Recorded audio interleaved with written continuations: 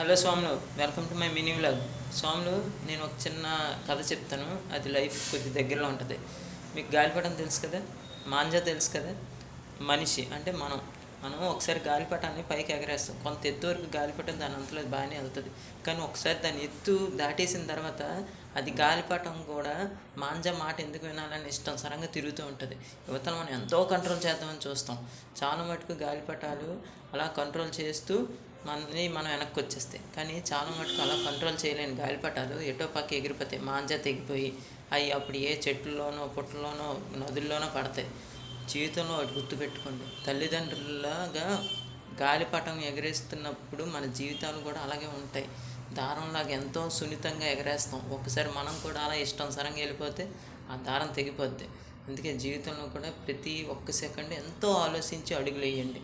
ఇష్టానుసారంగా అడుగులు వేస్తే అలాగే గాలిపటానికి ఎటో పక్క పోతాం. ఆ తర్వాత దొరికినా అది ఉపయోగం ఉండదు. అదే చెప్పాలనుకుంటున్నాను. Thank you.